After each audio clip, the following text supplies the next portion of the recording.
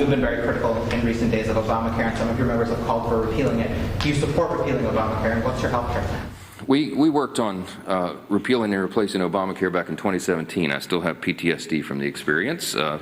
You remember that John McCain famously did the thumbs down, and effectively by a one-vote margin, the whole effort was defeated.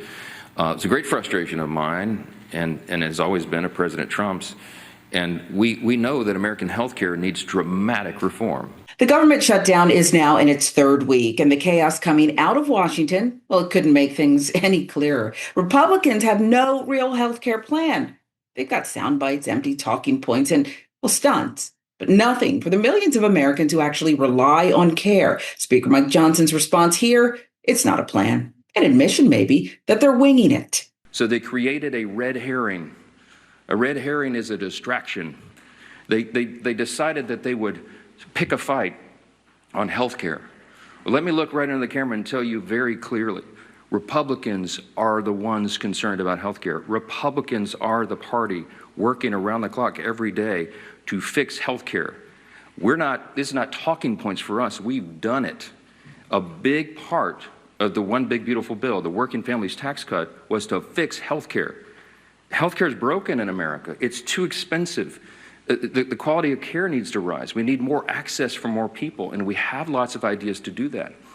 But that issue is for debate in the next 3 months. It always was. We have members working on that. They've worked 14 days since July, blocked the Epstein files vote, refused to swear in Java. This is not leadership, it's obstruction. The line about working around the clock, it doesn't land when your actual record shows the opposite. It's theater, it's delay, it's the GOP's entire playbook on healthcare. Stall, distract, blame someone else. Just a yes or no, you still do not have a plan. I have concepts of a plan. Replacing Obamacare for 10 years, and then he voted against. Nobody understands it. Sir, you said during the campaign you had concepts of a plan. Do you have an actual plan at this point for health care? Yes, we have concepts of a plan that would be better. Still just concepts? Do you have a fully developed plan? There it is again, concepts of a plan. That phrase has been floating around since 2016. Trump is back in power now, and Republicans still don't have an actual health care plan. No bill, no vote, no framework. Just the same line, dusted off, recycled, like no time has passed at all. It's actually insulting and dangerous for people who can't afford to wait as politicians play their games. Of the root of the problem, we do have a text from Patrick in Grand Rapids, Michigan, who thanks you for appearing on C-SPAN. Without going into who's to blame for the shutdown, I'm more interested in a big picture question about health care. Is there any bipartisan effort to work on reducing the cost of health care, not the insurance itself? It would seem if the cost on the back end could be reduced, that would be a big help for all concerned. Any initiatives in that area? Yeah, I agree with what you've said, and we have a lot of ideas on the table. We've been trying to advance some of those, and we will in the days ahead. Healthcare is a major problem in the country. Everybody acknowledges it, and we're not just talking about it. We're bringing ideas to the table, and there's many. It would take us a long time. I got a 90-minute slideshow I can show you, Patrick, if we had time. But trust me, the Republicans are working on this around the clock. We do all the time, and we have lots of ideas to do it. And we have lots of plans on the table. We have whole caucuses who work on this around the clock all the time. Let's be honest, 90-minute PowerPoint, that's not a healthcare plan. Johnson says they've got lots of ideas, but people can't take an idea to the pharmacy. They can't show a slideshow to a hospital billing department. This is the moment where the spin runs out of road. They've had years to come up with something real. They chose not to.